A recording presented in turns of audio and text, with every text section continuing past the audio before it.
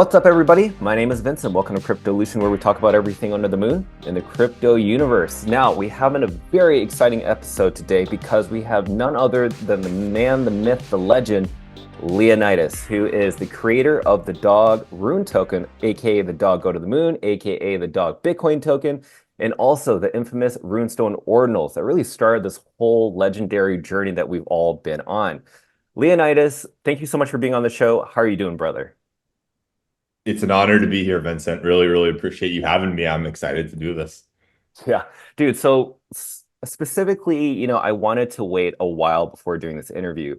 I've been wanting to do this all of 2024, but given like the journey that Dog has been on, Runestone Ordinals, and also Bitcoin, I felt like 2025 was the year for it. That way we would give, all these different assets on Bitcoin its respect and its due respect just for it to establish its connection with the communities and really establish itself as giants within the space. So I'm really excited to get into it. I want to start off with the very first question for you, and that is, if you look at the launch of Runes and the airdrop of Dog, ever since like April 2024, when you look back, what's your overall outlook on the progress of, this new fungible token standard on Bitcoin, which is Runes, with Dog flipping Ordi in, market cap within that time frame? What's your overall outlook on that progress to date, heading into 2025?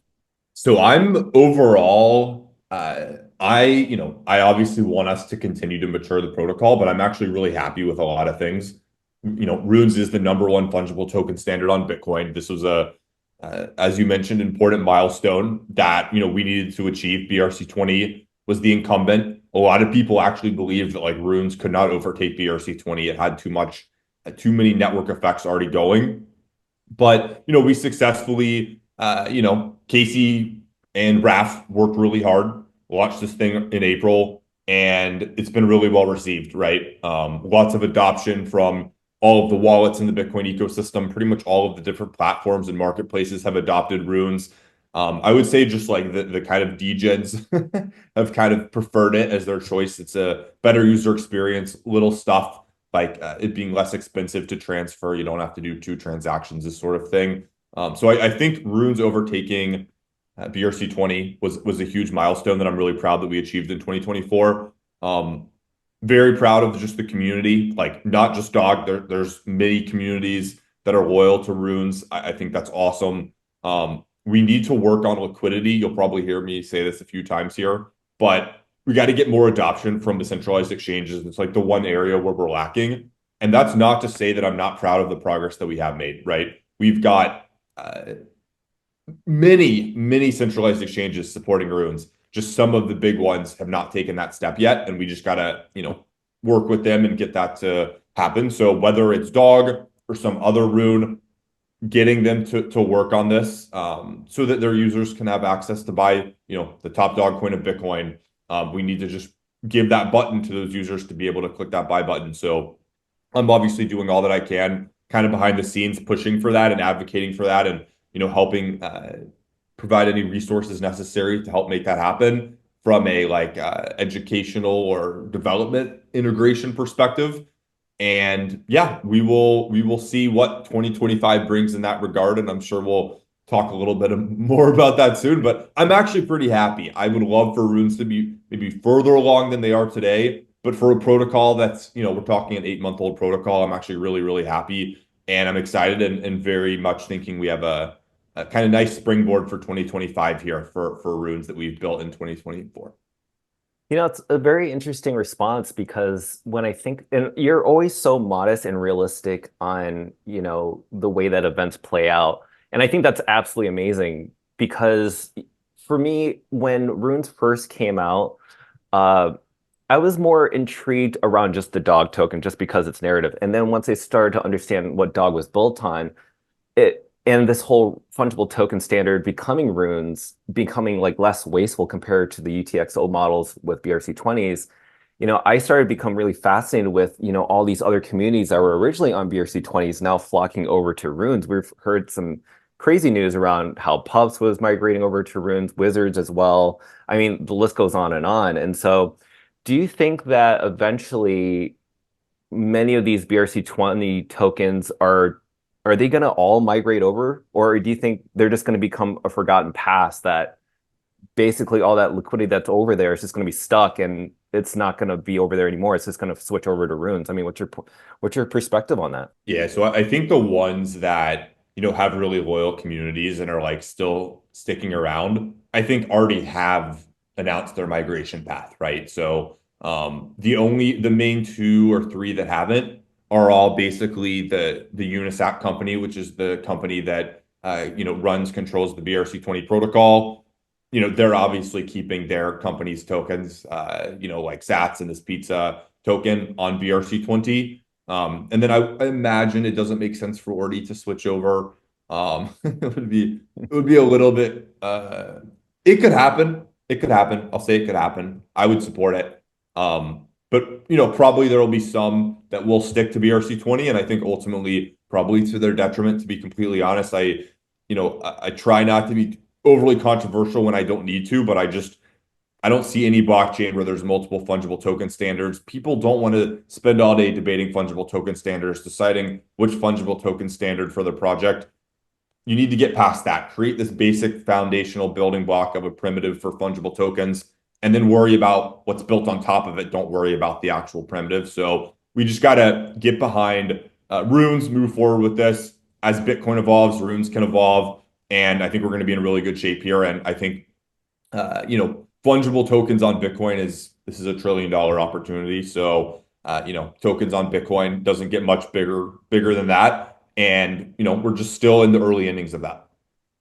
I'm actually starting to see that, with how much of the liquidity has been kind of drained out of BRC20s. And, I do wish them luck, and I appreciate that you're pretty realistic on that. And, whenever you say that you don't mean to be so like it's not like brutally honest, but when you spill out these facts, I think it's really necessary for community members and listeners to know like where things are headed, what's the new meta. And I do believe that Runes is following that. So speaking of that, let's go ahead and loop it back to Dog because, over the past year, we've seen Dog specifically hit two different market caps, right? So in June, Dog hit 950 roughly million market cap. And then as of, I think it was November, it hit 999 million market cap, if I'm correct. Yeah. That was crazy. Now, given those all-time highs without any tier one centralized exchange listing, by the way, that's pretty freaking amazing. What does that tell you about the demand and community behind it? Because if you think about it, and you're probably aware of this, but this is more for the listeners, it's, the most complained about thing is how do I buy a rune? How do I buy a dog? Where do I go to buy these things? And so we can call that, friction, if you would say. But even if there's that friction, we're still able to reach these major thresholds given the friction that we're having. So in your eyes, because we've been hitting these all-time highs, almost close to $1 billion without a tier one, what does that tell you about the demand? What does that tell about the community? What does that tell you about the user experience? What's going on behind the scenes that people aren't seeing? Do you have any perspective on that? So for the people who have been in the trenches and really understand the situation, it's extremely validating, right? You have this token that is basically getting no support from these tier one exchanges, because we can talk about it later. All of the free and fair aspect of this, where we're kind of tying our hands behind our back in a lot of regards. But because we don't have these tier one spot listings, you're right. It's difficult to buy dog. The vast majority of people are having trouble buying dog. That is a real problem that we're facing.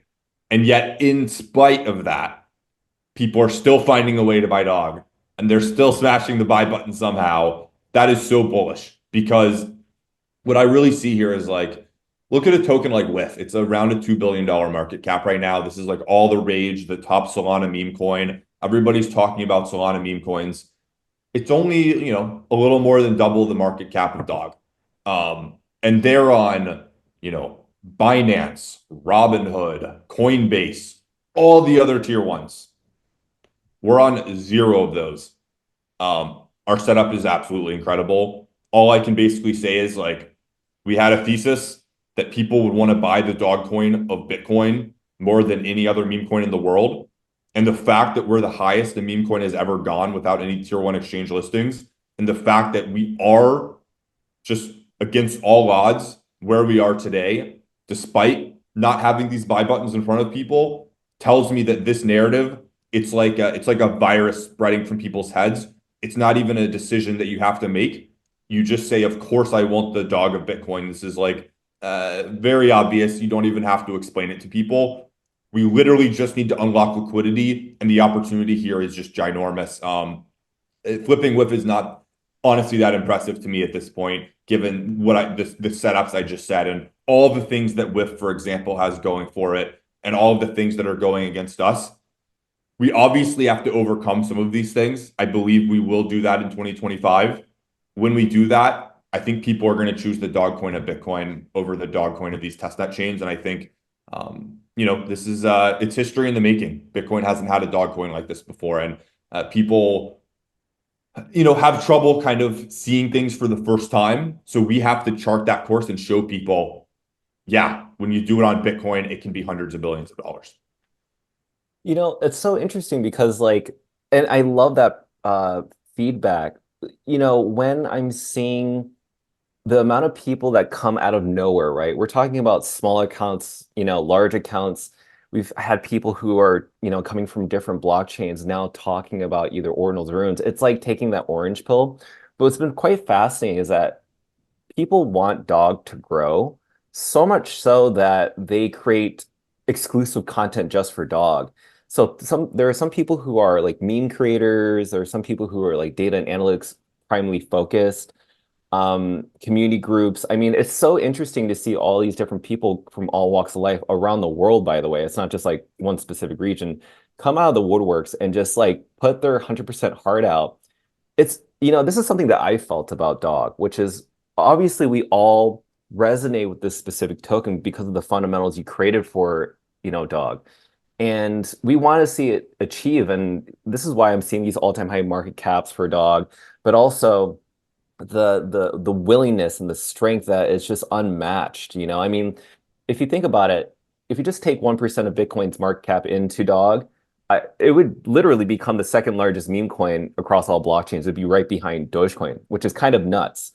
But with all this data that people are putting out, when you're seeing all these people come from around the world, how does it, I just want to ask you personally, how does that make you feel seeing that people not only resonate with it, but they also feel so driven to spread the word about this token, so much so that it's become more than just a meme coin, right? You said this before yourself.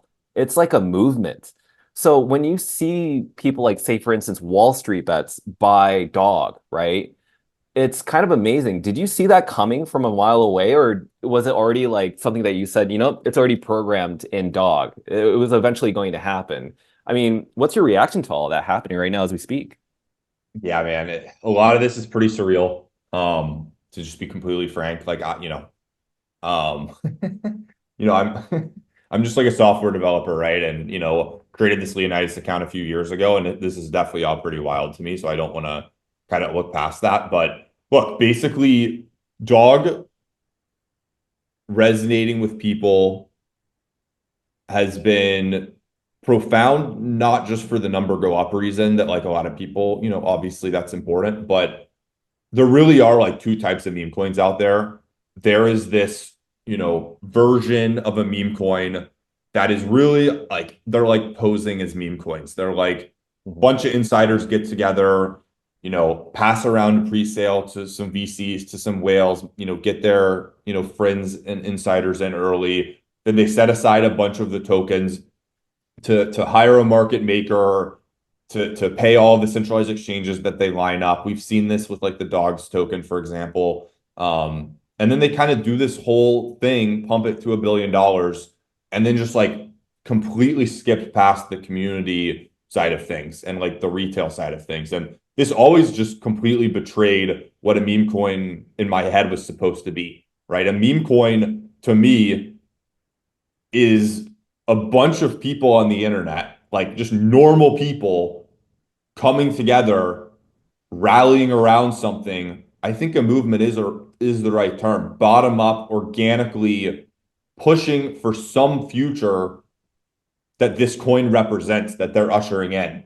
And Dog is very much trying to be that version of a meme coin, not this like, a bunch of basically super rich people architecting a pump and dump. Let's be completely frank. It's like a 1 year slow rug pump and dump situation.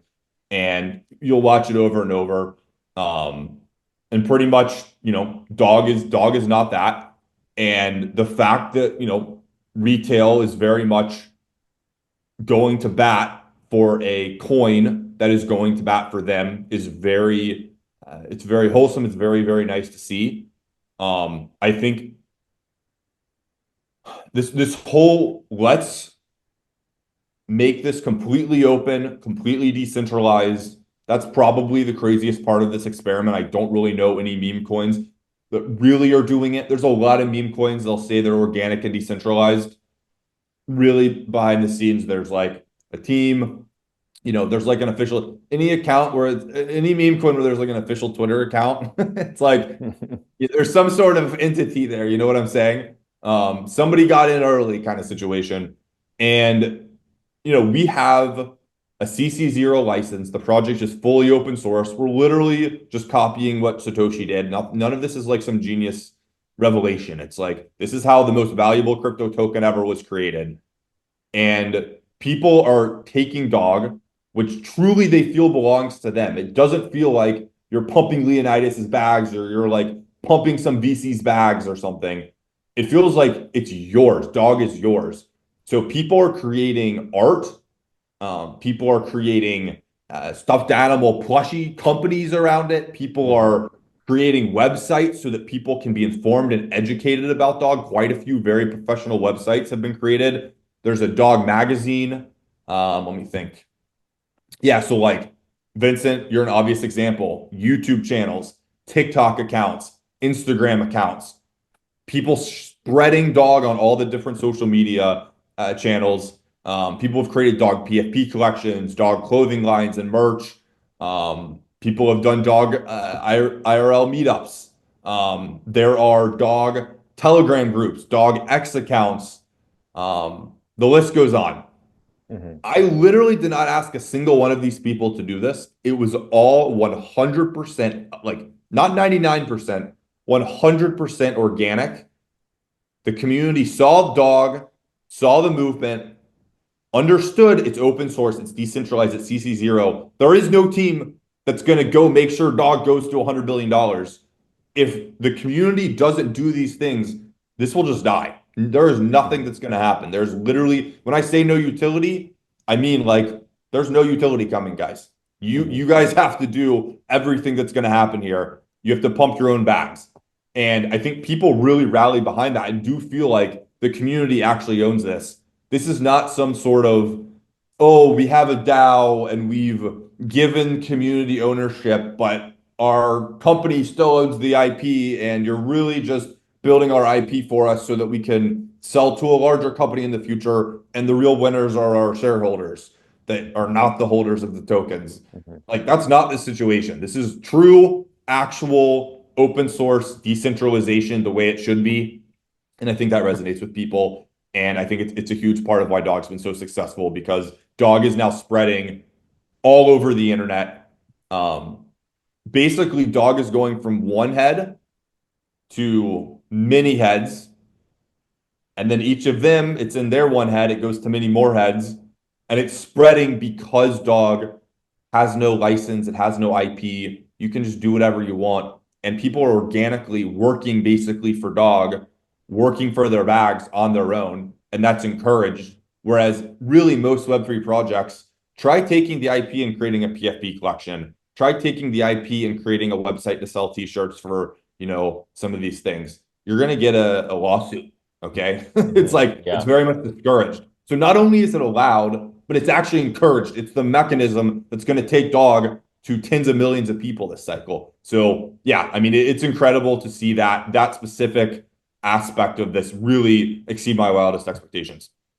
The reason I think, in my personal perspective, why so many people have volunteered, even though it's already built into the mechanics of Dog, the reason I think people are volunteering and putting 100% of their attention and getting this token into many people's hands as possible, it's mainly due to what it's done, which is exposed a lot of the corruption that's happened in our industry. And I'll be frank with you, I've been in this industry for over like 5 years, and there hasn't been uh what it's not like a meme coin, even an NFT collection. There hasn't been any project or company that has taken the initiative of exposing what's been really going on. I mean, to be very honest with you, when I found out about Dog, I did not know that, you know, centralized exchanges were asking for a upfront listing fee, which is kind of crazy, but I just never thought about that because I never create a token. So I don't know what it's like to get listed. And then, market makers as well, and then paying influencers. I knew about that, but I didn't know at what scale and how they were associated with so many different coins and how much they were allocated to. So this is my perspective on why I think people really love this is because we're learning as retail investors what's going on inside of these VC-backed coins or meme coins that are completely, with token allocations up the wazoo to these influencers. So speaking of that, right, let's talk about these testnet meme coins and this new thing regarding AI, which has given me a little cringe vibes just personally for me. And the reason I talk about why it gives me a cringe is because when I think about AI, I think about when gaming was a very popular thing and NFTs were a very popular thing in 2021. In 2016, it was all about ICOs. And so whenever I hear these things coming out of the woodwork, AI is the new thing, I get cringy because I feel, oh my God, this is just another way of getting as much money as we can get out of retail when we know that some of these tokens may have some insider allocations, regardless of what that looks like. But overall, I want to think about the short term and long term, right? Regarding Dog.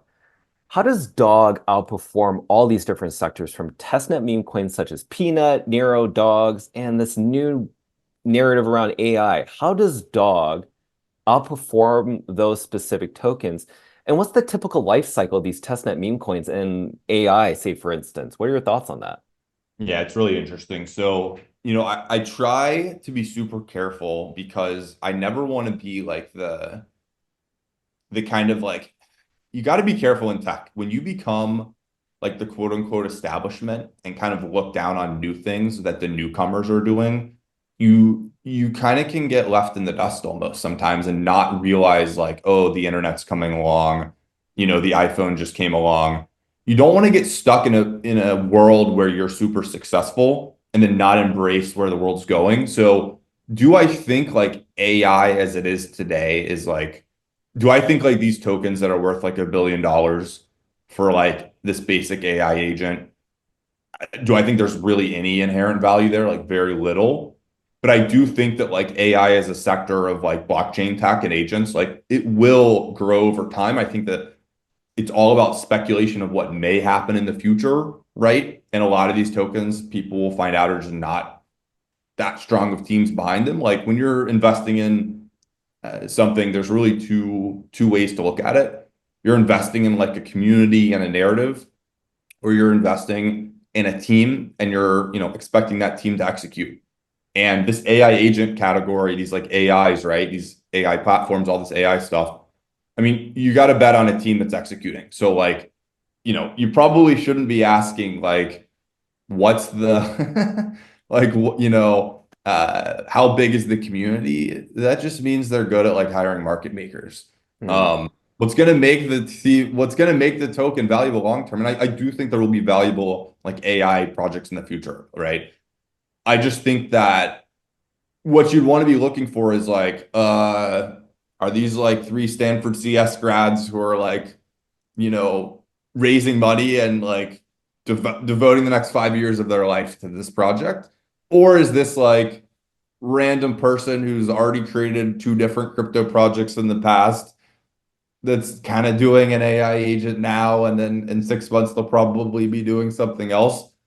Uh, a lot of people are unfortunately like retail investors are not super equipped to understand that like team execution aspect. You're betting on the team, not the token. And Hmm. anytime execution is how value is created. So I would just say look at the teams.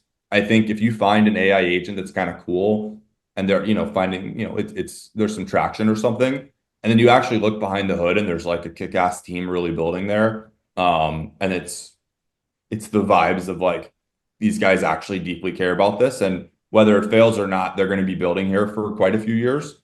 I think it might make sense because they may be able to evolve what they're doing and the token to be relevant into whatever AI is in the future. Um, but yeah, that's sort of how I look at that. I think, AI is definitely like, I spend a lot of my time talking to ChatGPT, and to be completely frank with you, I have witnessed over the past 6 months, like my timeline on X has gone from like 1% AI generated content to like 25-30%. So lots of Mhm. dog soldiers, for example, are, putting these AI images in their posts. That's an AI generated. There's even some AI generated videos. And then now there's these like agents putting out tweets that I see in my timeline. And it's about 25 to 35%. And that's Mhm. definitely something to pay attention to. I also do think though, it's not like, oh, it's either an AI agent token or it's not an AI token. I think like AI is just going to be a ubiquitous technology that like every token like is going to be benefit from. Um, you know, Jerry just created a, dog AI, right? And created a Twitter account that you can talk to, right? The dog army Mhm.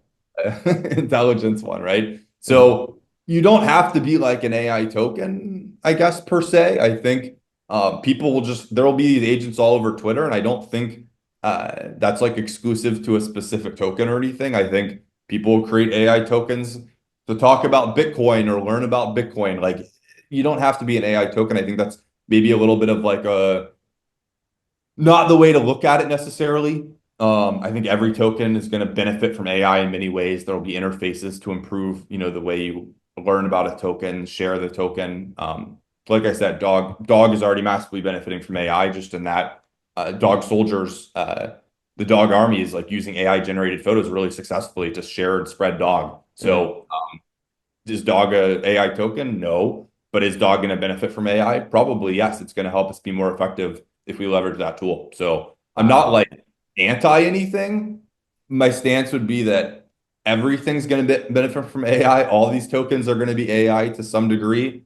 And I think right now it's a lot of like branding to hype up the word AI in these tokens that ultimately isn't probably creating like super long-term value. And the Mhm. real value will come from there will be teams in these cohorts kind of mixed in here that are really, really strong executors that build great companies out of this. And like that token will be valuable, not because of their little prototype that they built today, but because the team actually went and then took that leverage, took everything they've, all the attention they've garnered and the capital they've gotten over the past couple of months. And then they're going to go do something really big with that. And that's why your token may go up. Wow.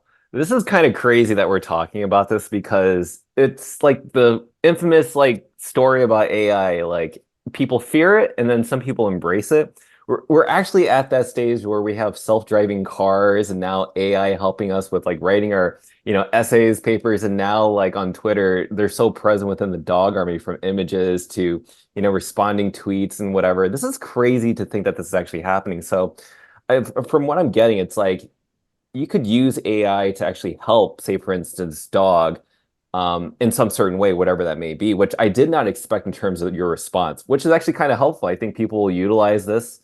And yeah, I think try not to fight it just from based on what I'm hearing. So really great response. Okay, so I want to get into kind of the runes and ordinals I guess life cycle here. That's its growth over the past 2 years because ordinals have been around for 2+ years and runes 8+ months. And so when you're looking at the life cycle of this Bitcoin ecosystem with ordinals and runes, you know I sometimes kind of compare it to Ethereum. When NFTs became a thing, when tokens became a thing, meme coins on ETH became a thing. But it took years for Ethereum to really grow into that new world of theirs, right? But given the enormous growth and the fast-paced growth with this Bitcoin ecosystem, what phase or stage are we at? If you were to compare Bitcoin's ecosystem to early stage Ethereum, right? Are we at the point where CryptoPunks was created, and now OMB is kind of at the exact same stage, or maybe Quantum Cats, and maybe say, for instance, um, Shiba Inu is where Dog is at, if you were to compare those two in terms of time frame. Where are we at with runes and ordinals in terms of time frame, phase, stage, and also are we accelerating at an enormous pace compared to Ethereum? What are your thoughts on that? Man, I still just think we're so early. Like by all metrics, the different ordinals companies are worth the ordinal startups are worth tens of millions of dollars. And then at scale, that all of the Ethereum companies doing similar things are worth billions of dollars. Um, the tokens, worth the top runes, the top ordinals, they're worth hundreds of millions. The top tokens on the top fungible tokens on Ethereum are worth tens of billions. The top non-fungible tokens are worth billions, right? So, a couple orders of magnitude there to grow as an ecosystem. It really does feel like this this cycle is kind of like our 2017 Ethereum vibe situation. There's a lot of just excitement. There's like a novelty to everything. It's like you're looking at the world through fresh eyes. Mm, Versus Ethereum today, it's like everything's a lot of the things have been built and just there's already winners and nobody's like really even trying to create the dog coin of Ethereum to flip sheep. It's like mm. the winners have been chosen, and that's congratulations if you got in on, you got to buy sheep early and now hold sheep. That's great. And I think there will be some, new players coming in like Pepe, for example, but all things considered, Ethereum has matured pretty significantly.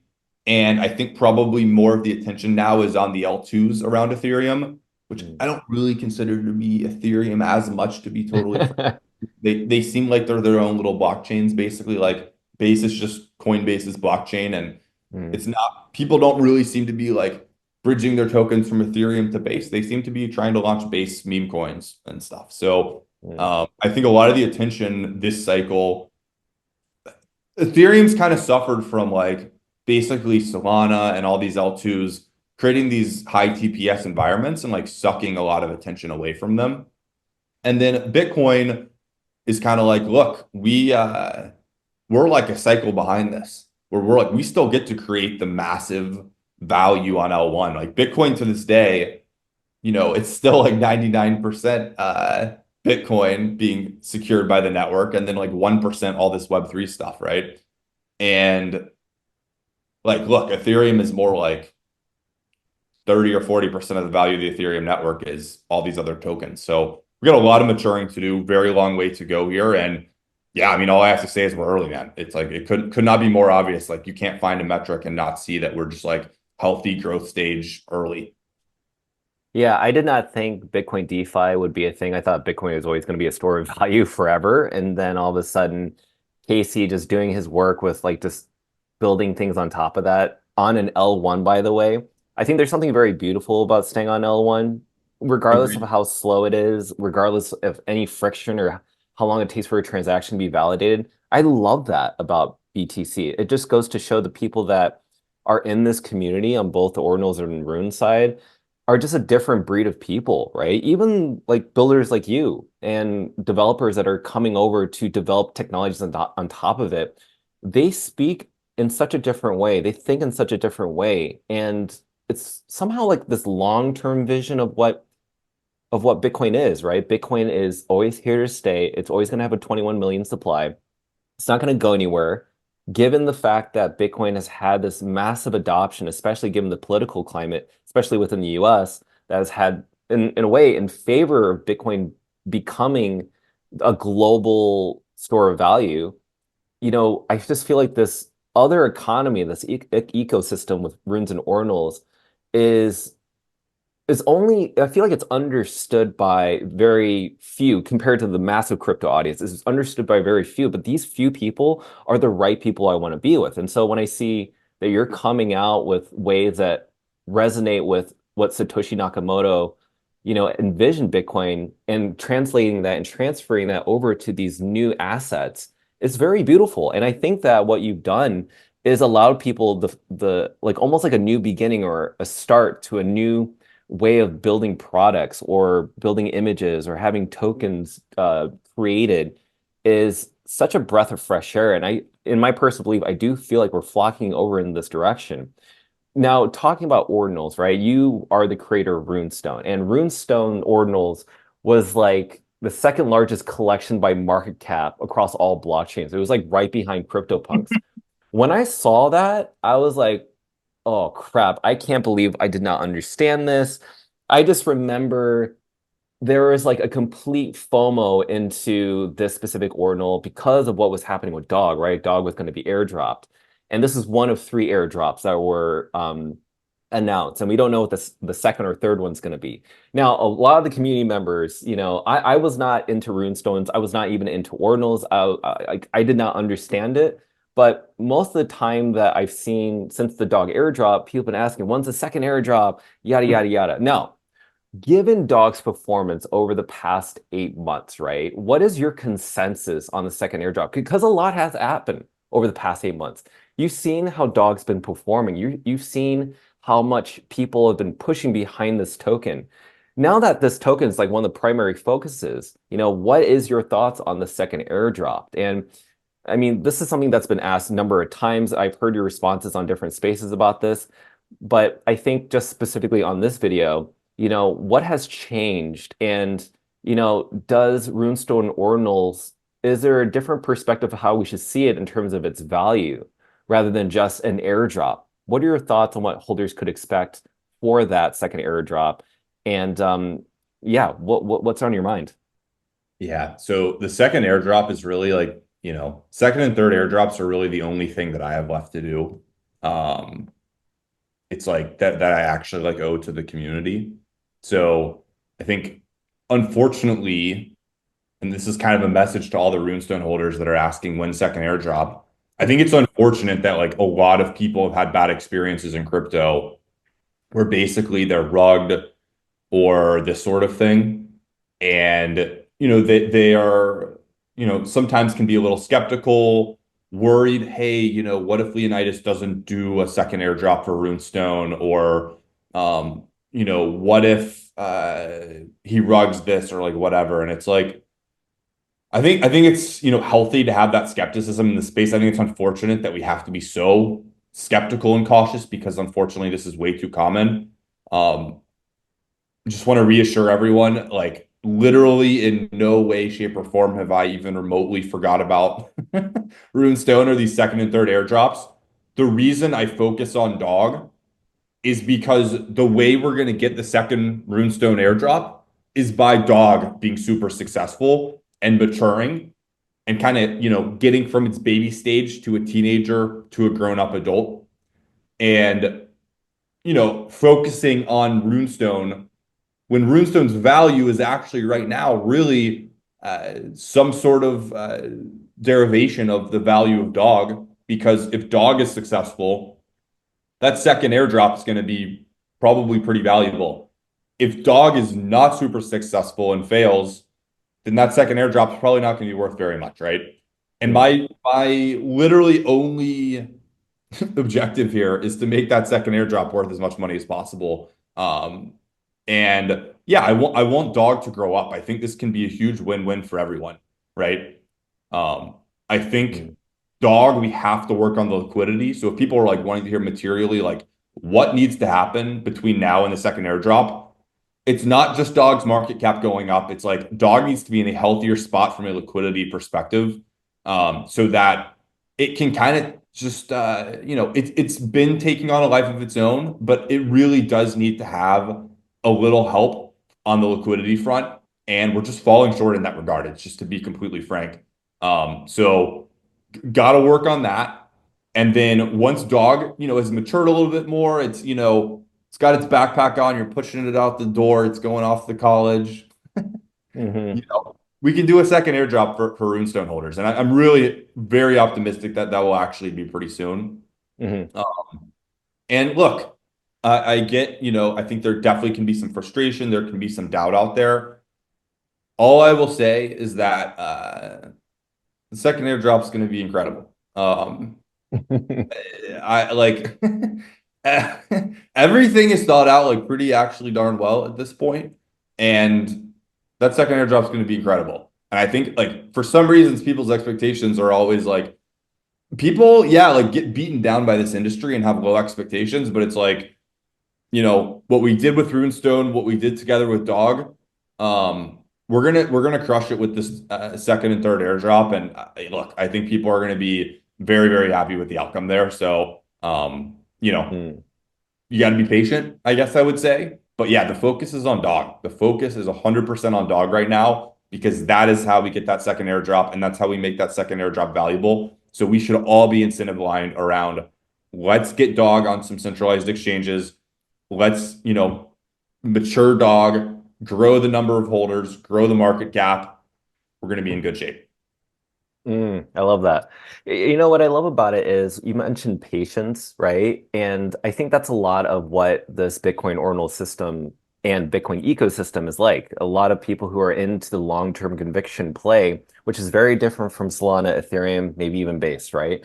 Because the attention span and the emotional volatility that I feel on these other chains has led people to feeling like, oh, I've been rugged, or, this person said that they, are dead. And so, we just completely lose all value in these assets that we bought in either NFTs or tokens, whatever. And I can totally resonate with you when people have been kind of triggered or traumatized from those experiences. But I just want to say, like, let's not forget that the thing that you've done a really great job on, I think this is a reason why I think a lot of people really respect what you've done in this space for Bitcoin and why you continue to show up is that when you created Runestone Ordinals, it achieved major things, such as a really high market cap, become the second largest collection in the world, with a very large supply over the way. I think it was like, what was it, 112,000? Is that correct, or something more than that? 384 more than that, but yeah. Oh, geez. Okay, so that's a lot. That's amazing. And then you give this airdrop to people for absolutely free, by the way. People got to do whatever they wanted to do with it, sell it, trade it, whatever. And because of these free airdrops, you're still seeing that Runestone still, to some people who have expressed to me, feels like an asset. Like they feel, and I actually believe them. Like I believe that, and they believe that when you hold a Runestone ordinal, it's not about just the airdrop. It's about it itself as an ordinal, right? Like it will, like to them, some people have expressed that it's like holding Bitcoin. It's like holding a digital asset that actually has value to it. Take away the airdrop itself. It's a collection item, right? And so some people have expressed that to me, and I'm like, huh, I never thought of it that way. And the airdrops are just a plus. And so that's why you're still seeing the value of a rune-stored ordinal at around 0.005 Bitcoin, which is, I think, around $500. That's still quite high compared to most collections that are in ordinals that have a 10K, maybe even less than that, that can't even hold $50, right? So it just goes to show you, Leonidas, that people like Runestone ordinals, it may seem like it's like a different crowd. It isn't really, right? It's so much in line with what dog is, and dog is what's in line with, runestones. This community that you've built is amazing. Like I feel like they all work hand in hand together. And I've seen it firsthand, I don't own any Runestone Ordinals. I probably should, but it just to me seems like you built up a really big family. And I think these people are the ones that are going to push dog to its new all-time high, which is going to increase the value of that second airdrop. So to me, I think that you have no worries. I think people really understand it, regardless of all the noise they may hear from little tiny voices that sound very big. So that's just something I wanted to express to you. Okay, so I want to get down to the nitty-gritty, to the very fun part, which is I think what everybody wants to hear. Okay, and that's regarding centralized exchanges, mainly tier ones. So you've mentioned in the past, I think on X a few times, that you've been working with centralized exchanges, not just tier one, but maybe tier twos and tier threes or whatever, about integrating runes and at least their protocol for their marketplace. Um, and I just want to get maybe a little bit more in-depth information regarding that, right? So what are some of the discussions that you're having that may pose some challenges for these centralized exchanges to list the runes protocol?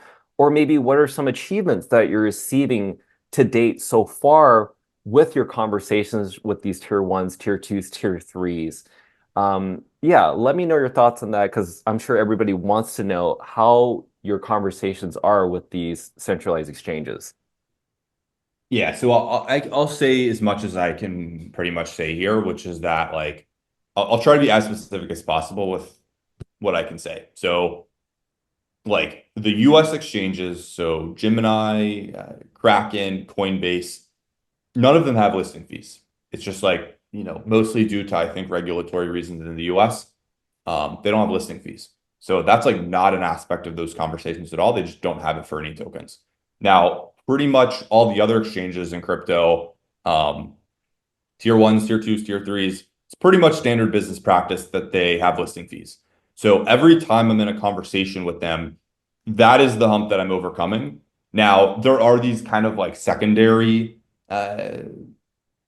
things you have to overcome, which is like, look, you got to support the Ordinals protocol. Sorry, you got to support the Runes protocol, and you have to do the engineering integration there. You have to go through some kind of legal aspects of that, and that's like a step. But that's really actually not what's holding things back. I will say that's something Mm, that's slowed down because engineers cannot just do this in one day. The larger the exchange it is, I found the longer it takes the engineering team to make sure they're doing this right because they basically have more at risk with their brand reputation if something goes wrong and mm, tokens are lost in, God forbid, a worst case scenario. So that's really it's really not the issue is the integration. Like let's say they've all integrated runes today, it would still come down to just the listing fee. mm, Unfortunately, it's literally just the reality for a lot of these tier ones outside of the US. This is, money talks. So if I come to pretty much any of them tomorrow and say, hey, we were able to get together, $10 million of tokens, this conversation will be very, very, very different. mm, Um, that's just the reality. So that's that. I'll be as honest as possible. I think focusing on any like legal engineering efforts and stuff is kind of a distraction. Like, mm, I can't give specifics, but like I have made progress there. Like we're making progress there.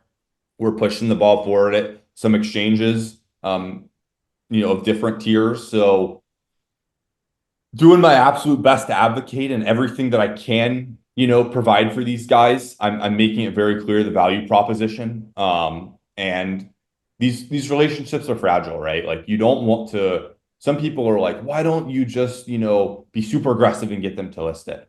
Well, that's a great way to burn a relationship that you built for, almost a year now with listing teams and listing managers, right? So, you know, my conversations with listing teams and listing managers are very different than what you see on X, right? It's very professional, it's very business-like. I definitely have my beliefs about uh, basically the perversion, basically money's perverting these companies, and it's their incentive to do so. They're literally just corporations following basic incentive alignment. Part of me doesn't even blame them. It's just the way the world works. They don't believe in anything other than money. So that's a very predictable outcome. But look, I'm doing my best here. We are making progress. I'm actually extremely optimistic. And I think 2025 will be a huge year for this. mm. And I think, yeah, unfortunately, it's like, look, I can't tell you guys any specifics. Like, if a conversation was such that there's a tier one listing tomorrow, I literally cannot reveal that at all. For example, because then it would literally lead to market manipulation. So Right. I cannot even hint in my tone, any of this stuff. I'm having conversations, they're going well, some of them better than others, but I'm maintaining these relationships with these guys and they are, continuing to play ball and have these conversations. And some of them are moving along further than others and progressing. Some of them are at a bit of a standstill, but still have the relationship. And Hmm. I'm going to do my best here. I'm going to do my absolute best to advocate for these listings and just kind of realize that it's my number one priority on the dog kind of front is like get these listings. It's like the number one thing that we can do to really move the needle other than Hmm. the things we're already doing, which we're crushing it at. We don't, you know, I could say tweet more, but it's like you guys are like tweeting like crazy. So it's like obviously we can tweet more, but it's like it's not going to really like move the needle because we're already doing incredible on that front. We can always do better, but like improving liquidity, which is the main thing kind of bringing us, dragging us down right now. That's the needle we got to move. Yeah. And I really appreciate how honest you are and transparent you are and also realistic of the situation because I rather know the truth. I think people who are inauthentic are the ones that would tell you what you want to hear, which is, oh yeah, we're getting close, or they sound like they're, pushing forward and we're gonna get there. But that's what I think makes Dog and you so influential in the space to many people is because people like being told the truth no matter how hard it is. And I think there are a ton of people. I mean, sure, there are emotional people, but I think there's a lot more people out there who are very smart, who have been in the game for a very long time, OGs, veterans, even like people who are just like really big fans of tokens or whatever. They know what you're doing and how hard you're working. That's by far, the truth of it. People recognize it, especially when you start speaking on these spaces and you show up every single day. So to me, I think that what you're doing is absolutely the necessary steps. I mean, a lot of people were doubting, is Dog ever going to have anything related to tier ones? And then you have Kraken announcing their perpetuals. And yes, at least like, Matthew Barbie, at least being very transparent, which is very awesome, by the way, letting us, the retail, know like there's a little bit of delay in that. And then OKX perpetuals follow suit right after. And so to me, the fact that we even have perpetuals like that is pretty astounding. And we know that OKX has a decentralized market for runes, which has been doing really well in terms of numbers for revenue for themselves. So, the conversation is, are we going to be like this? Is runes going to be a thing where do we actually need tier one centralized exchange listings to really see us go to the moon?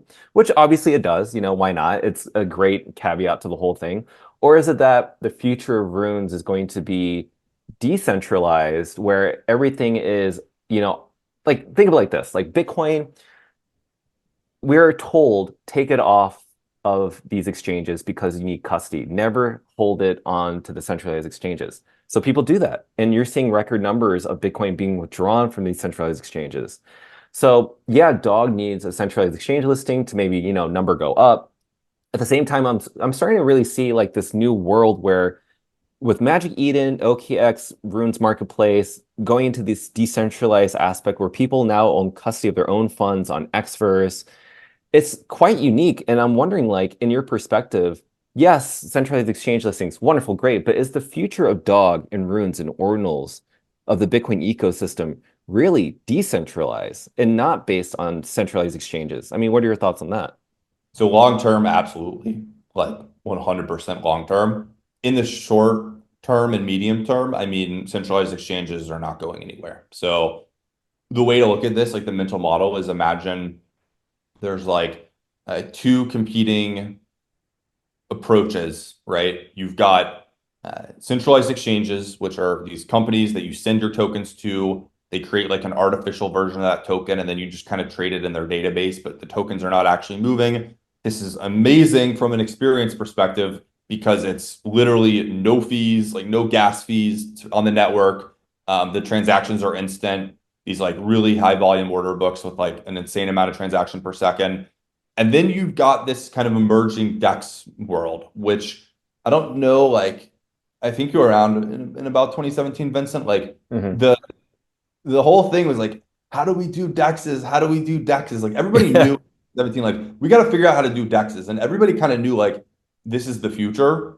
Hmm. Uh, Unfortunately, a lot of the ICOs to build DEXs did not end up being Uniswap, but Hmm. Uniswap really like look, the AMM's incredible innovation, and Right. ultimately we got DEXs, and Radium, Jupiter, Uniswap, like all these guys are really, really crushing it on the other chains. Like I have to hand it to Solana and Ethereum. Like, Hmm. a lot of their token activity is through these. Like even for a lot of these tokens that have mini tier one listings, the majority of the volume is still on chain, right? Like Uniswap still does more volume than Coinbase, right? That's incredibly impressive. And like that, you can just tell like the trend line there is up and to the right. It'll take a decade, but yeah, I mean, centralized exchanges are kind of going to become more of an obsolete technology as people just move on chain because it's like a way better, ultimately way better experience to be on chain and like, um, you know, instantly you create a token, it's like listed. You don't have to pay listing fees. It's like the market's so much more efficient. And just these centralized exchanges probably kind of see the writing on the wall and are like, milking the liquidity that they have for now and basically charging people to access that liquidity, which is very unhealthy for the market. It's directly kind of harming the growth of the crypto ecosystem. Right. And, inadvertently, it's harming retail investors because it's encouraging a certain model for creating tokens if you want it to be valuable. which is basically the model of like insiders rugging people and pumping and dumping. So Yeah. I don't know. That's basically what I have to say there, Vincent. Yeah, yeah. No, shoot, I think that's a great answer. I want to get, because we're getting close to the very end of our conversation. I want to get to a really controversial topic, okay? And this is regarding Binance, okay? So let's get into this, okay? So the reason I want to talk about Binance is because okay, it is the largest exchange in the world by far, right? It's like one of the hugest competitors to US major exchanges such as Coinbase. And because it's like not within US regulation, of course they're going to want a fee. But, we're seeing these things with Binance. It's been kind of fishy in just my perspective, right? It may not be yours, but just my perspective, right? So we saw that dog reached rank 4 on Binance Futures Next. Like on day 2 when it was approved to have votes in. It was like over 160,000 and it just became rank 4. But it has no approval yet, right, for any Binance future listing. And then when you look at coin market cap, it's not ranked the right way. It's 206 when it should be 150 to 160 in terms of the total top ranking around the world. Now, in your opinion, right? Now, I'm not trying to defame or say something negative about Binance because Binance is one of the exchanges that I'm sure people really want dog to be listed on. But you've made a really great point in one of your posts, which was, they made a lot of different tweets or X posts about community. But on the other hand, there's this thing going on around are they accepting listing fees only? Because we saw their heated debate that was publicly online between, Justin from Tron with CZ Binance, and then, a representative over at Coinbase talking about listing fees. And a lot of them are saying all these different stories around, no, we are not accepting, we never said this. It was a lot of pointing fingers. But is Binance still following the money over community? What's their story? I mean, what do you think is actually going on with this major exchange now that CZ is no longer the CEO? And kind of what's going on? What do you think is going to happen with Dog with Binance, like in the future, especially in 2025? Yeah, so I think it's important to preface what I'm about to say here by saying, the reason, part of the reason I care about Binance is because I actually believe in Binance. I think they're a very powerful and important institution in our industry, and they need to be a force for good, not evil. And I believe that like within these companies, there's good people that can advocate for the company, having a strong mission in the world and doing good in the world and doing right by their users. And I just unfortunately don't see that right now. And I think the first step of addressing any issue is talking about it. So I'm out there talking about it. Hmm. Um, I think a lot of people, they'll just, not worry about these things. I unfortunately am unable to look past something when I see it's very wrong. So I talk about it, even if to our own detriment sometimes. Hmm. Uh, but yeah, look, it's pretty straightforward of a situation, right? So um, Binance has had very fishy listing practices, like just almost so obviously kind of a middle finger to everybody, Hmm. including their users, really sketchy listing practices. So just to take, for example, there's this token, Nero. It was $20 million. Binance listed it, sent it to $1 billion. There's this other it's like some random ass rugged AI token, I think from Pump Fun, that was $15 million. They listed Hmm. it, it goes to like over $500 million. Both these situations appeared to have some significant front running going on prior to the listing announcement. So pretty much only insiders seem to make money on these things, and retail was just completely making no money. Basically, retail, the Binance users got to log in and buy this thing at the top. Not a great situation. Hmm. Somebody is like, look, I cannot prove exactly Binance's relationship to this, but somebody's making a ton of money there. I mean, Hmm. somebody's like the token's going from 15 million to $1 billion. Somebody's making an absolute killing. It would be very odd to me if Binance, which basically every action they've taken seems to just be prioritizing money, is not making a lot of money on these. So I don't know Hmm. exactly how, whether they have another institution that's buying these up, uh, and then they can call it their oh it's market making, it's our market making. Is it really market making when you just buy up a $15 million token and then dump it on your own users when you list it because you know it'll pump to $500 million? Is that really market making? I can't Mm, doing that, but it makes literally no other sense otherwise because these things torch their reputation for a lot of the degens, and I don't know why you would do that. So I would imagine Binance or somebody related to Binance made a ton of money on these things. The choices to list these dogs tokens, these like totally scammy tokens that had no community. Um, yeah, I'm cannot prove it, but pretty sure there was a listing fee in that situation. And they took their check for probably like $25 million, listed the token. Their users bought it at $1 billion or whatever. It's now worth like 200 million. I don't think they have too many qualms about that. I think they just don't care. And yeah, they seem to have no interest in changing their listing practices. They have literally been listing like what are just not even, it's not even a question. These are like very scammy, poorly listed tokens. I don't, there's hmm no other way to say it. Anybody can see that. It's not hard to see. And it just comes down to like, why are they listing these kind of crappy low cap tokens for their holders? And the answer probably is they're making money somehow and hmm at the expense of their holders, their users who end up buying these things. So hmm it's unfortunate because it's not just creating this really unhealthy dynamic in the crypto market where they're basically encouraging pretty sketchy insider stuff where if you would ever want to get listed on Binance, you're gonna have to like play ball with their team in this like really weird way. Um, so that they make a ton of money as well. They're almost like pseudo creating these tokens, you could argue. hmm And then yeah, their users are unfortunately the bag holders on these things. And I think, you do this enough times, you're in trouble. I think they don't have the competition that I would like to see them have. I think, we all do not like how FTX went down, but it was good having another player in there at the top, hmm kind of forcing competition. Binance doesn't feel that pressure right now, unfortunately. Um, hmm it's just the reality, and they have no real incentive to change because they're like the only game in town for a lot of people. I hmm want to see, OKX maybe be a better version of Binance and step up, give them more of a run for their money. I want Yeah. to see the Hyperliquid step up and scare these centralized exchanges, but Binance is kind of sitting on top right now and nobody's super close and they're feeling pretty comfortable and they are reaping the rewards of being able to really not have to worry too much about competition. So yeah, they're acting in their own best interest and their shareholders' best interest in the short term to make money and kind of milking this and basically not being very respectful to the crypto ecosystem and their own users. Yeah, absolutely. And personally for me, I think OKX can do it. They're doing a great job. I like seeing what they're developing on their side, and I really feel that they understand what's coming and emerging from this ecosystem more than Binance is.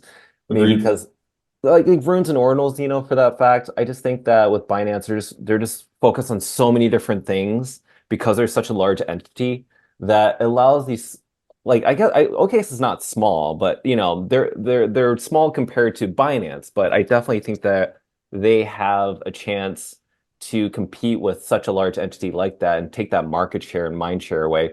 But again, we'll see. Time will tell. It's all up to the teams and stuff.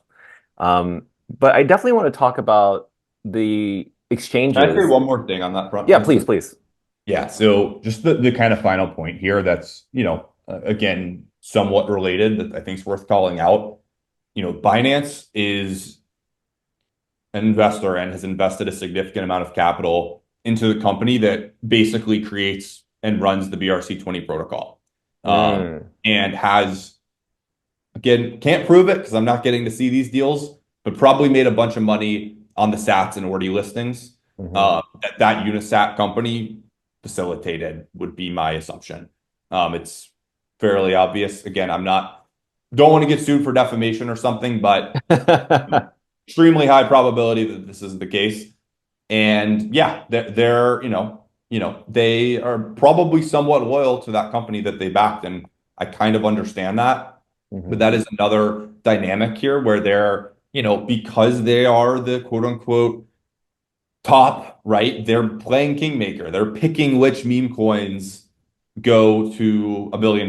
They're literally picking like this Nero is garbage. That one's at 300 million. We're gonna send it to 10 million. This one's at 100 million. We're gonna send it to 10 million. We're gonna pick this 15 million one and send it to $1 billion. They Hmm. literally have that kind of power to anoint tokens right now, and they're totally misusing that power.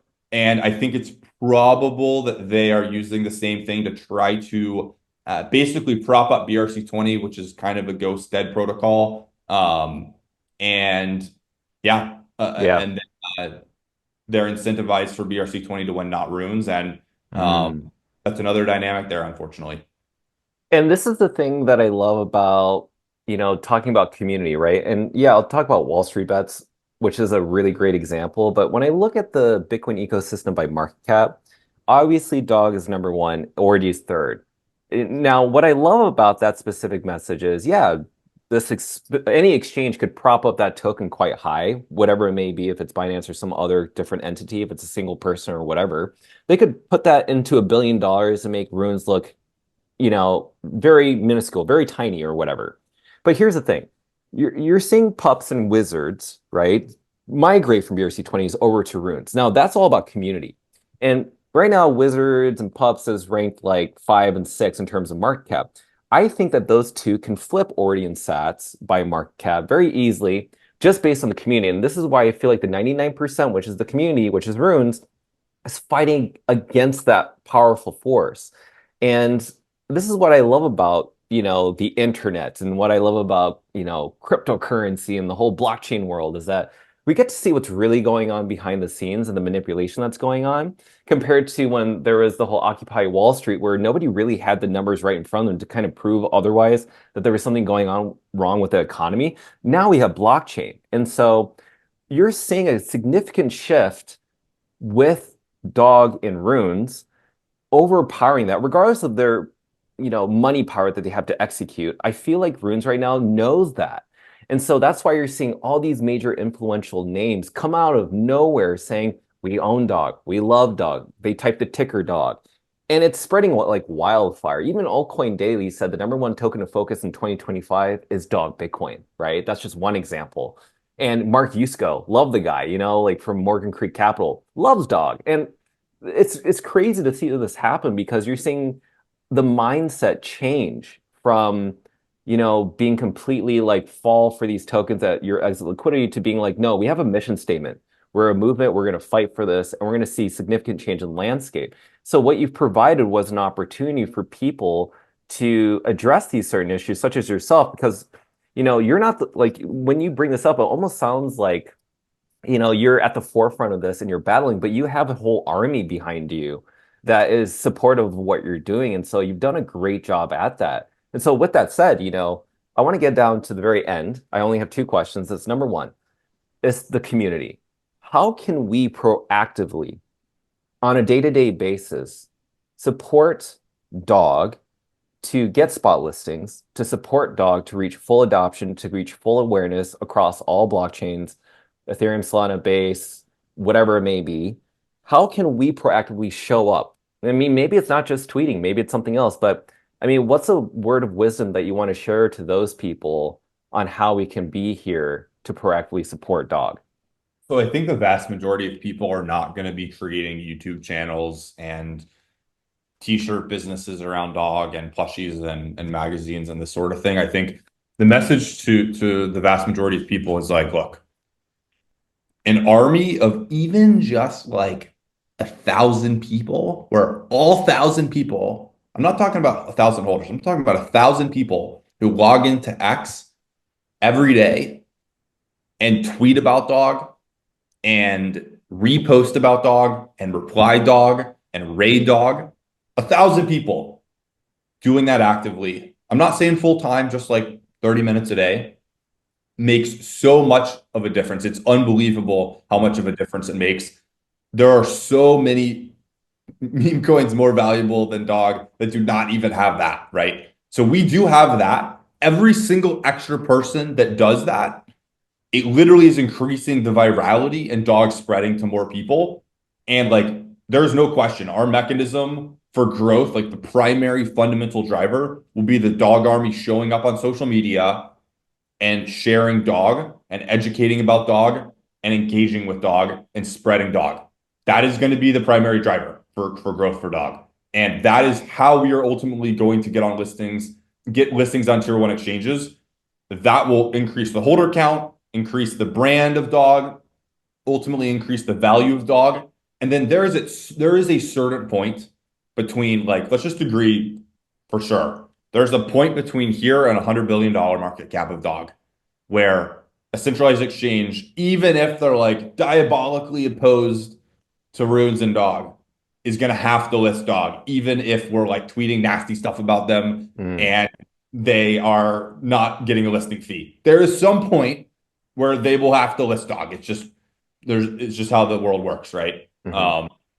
So we have to show up and keep showing up every single day. It's why I say, like, the single greatest thing that we can do is show up every single day on X, post about dog. This is it. You got to show up on the red days. You got to show up on the green days.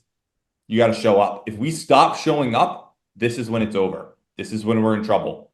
Fortunately, this is we haven't had that problem at all, right? People organically wanting to come tweet about dog, wanting to show up. We have a very strong culture there. I would say a stronger culture than basically any meme coin community in this regard.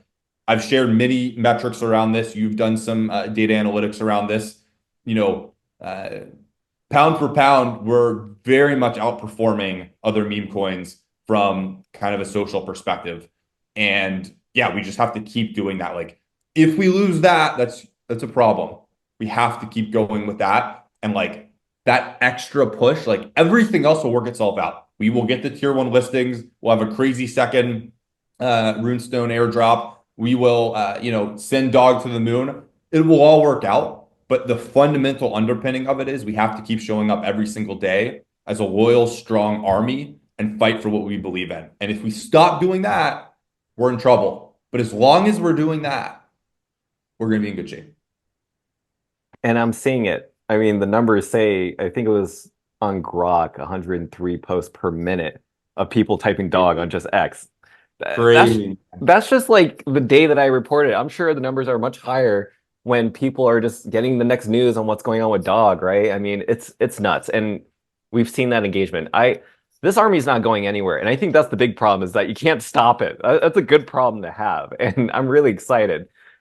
So this is the very last question. We've gone through a lot, and I really appreciate you taking the time to explain all this, and it's been very helpful for me and everybody else as well.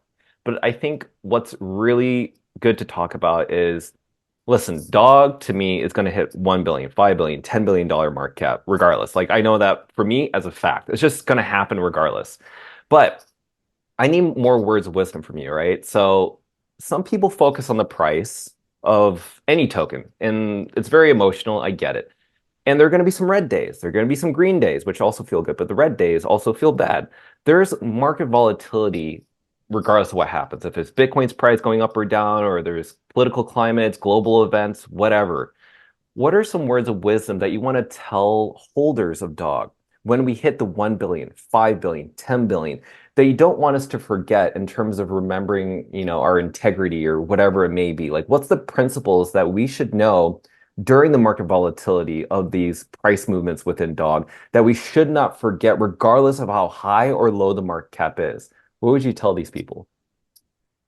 So especially the people who are newer to crypto, maybe this is their first cycle. But honestly, even people who've been through a few cycles and are veterans, the mental model, everyone's mental model is maybe like overly optimistic. Usually it tends to be where they imagine like if like they're not actually imagining the chart in their heads, but they're like if you kind of were to visualize their brains thinking about dog, it would be like, a steady line going upward over the next 12 months.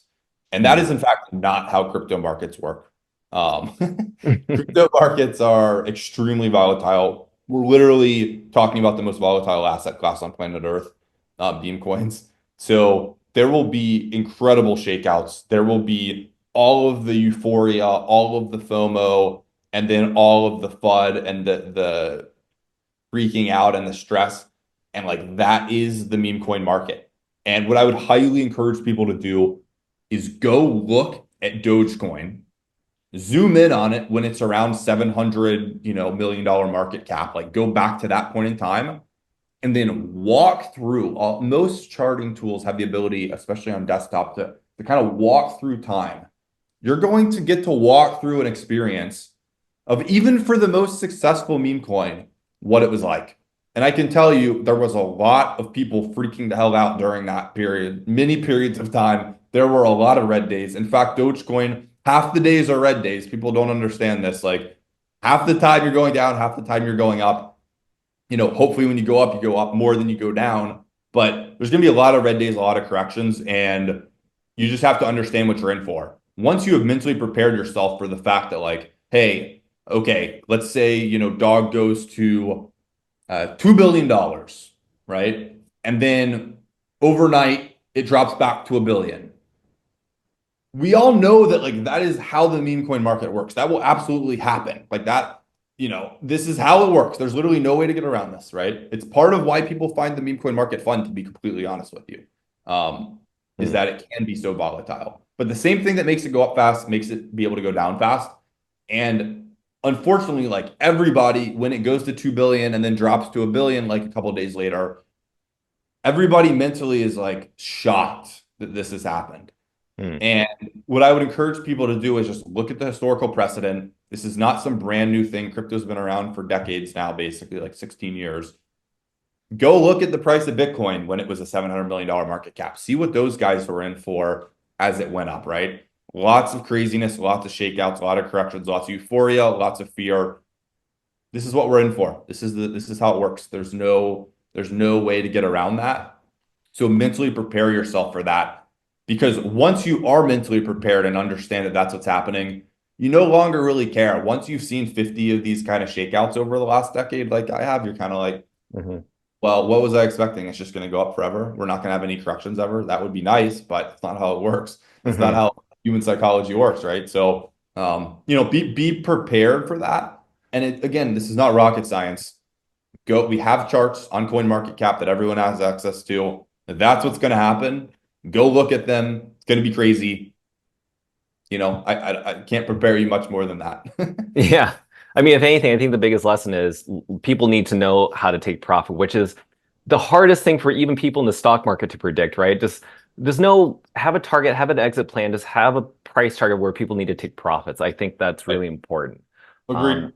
And obviously, a lot of other meme coins may not even talk about that. That's what makes Dog so unique. Now, before we end it off, I'm going to throw you a random question. It's very short. In 2025, what are the 3 ideal centralized exchanges that you would love to see Dog be listed on? What are your favorite top 3 that you'd like to see if it could happen? Ooh, man. If I could pick 3, do we count Robinhood as a centralized exchange? Yeah, you can count Robinhood for sure. Man, I gotta dude, Robinhood's kind of one of those I don't even know if it's as powerful as some of the top crypto, tier 1 crypto exclusive exchanges, but there's something about being on Robinhood that's that, your meme coins made it when you're on Robinhood. I feel like that's kind of the ultimate status symbol in meme coins. So I gotta say Robinhood. I am a long time user, over a decade, Coinbase user, very much believer in Coinbase, respect Brian Armstrong deeply and his kind of ethos around crypto and values when he builds. And just again, it would be a massive honor for Dog to be listed on Coinbase. And probably look, OKX, their team has been so just they have this wallet team, they have their listing team, they've been so they're just they believe in this space. There's no question. They were the first tier 1 exchange to actually integrate with the Runes protocol, right? Very early on. I've been in conversations with them since February. Been in conversations with their wallet team, been on spaces with their kind of DEX wallet team. Actually, Dog is traded on OKX right now, just on the decentralized exchange. But they took the time to put in the engineering effort to have their wallet support runes, to have their DEX support runes. I mean, that's awesome. It's really hard for me to they've definitely done more than any centralized exchange has done for runes, especially because of that that wallet and Dex aspect that they have a team building. So much Mm, respect to the company. They clearly believe in this Bitcoin ecosystem and are very much allies in trying to help us.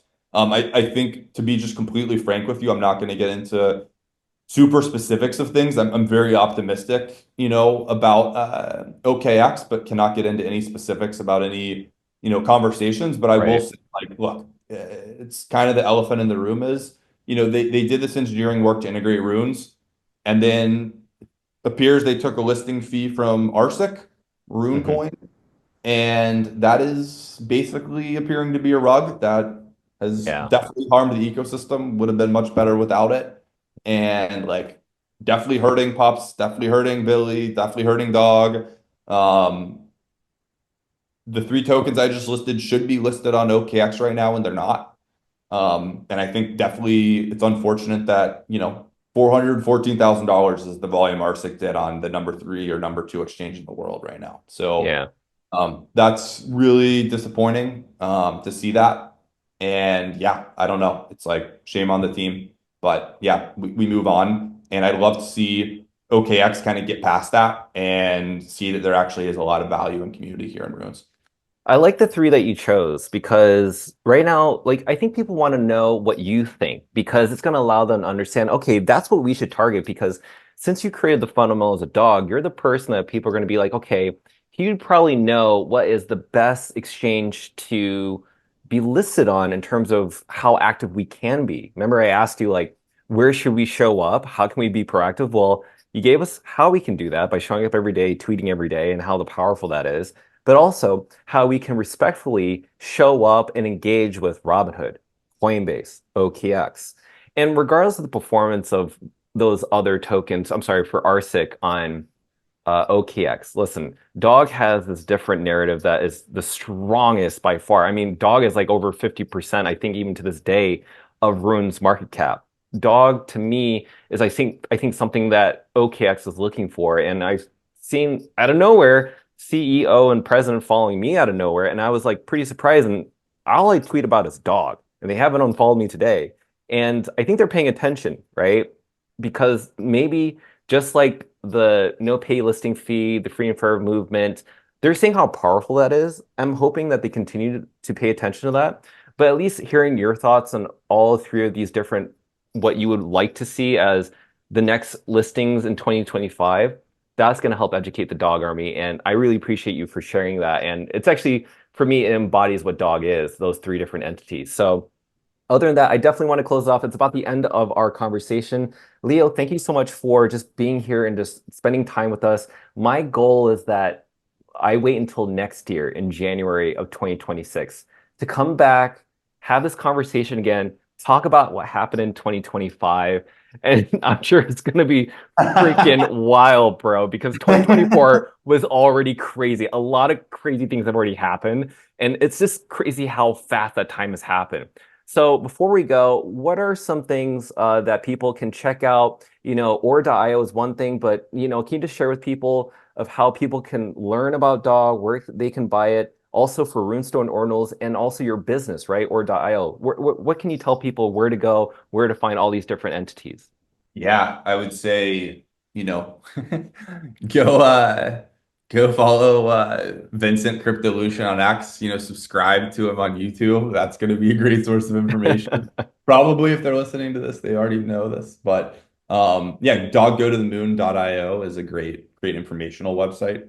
I would say for like, newcomers. I often will pass that link to people who will kind of want to learn more, see where to buy dog. Yeah, I've started up my company Ord.io. It's a place to explore ordinals, mint runes. Definitely go check it out.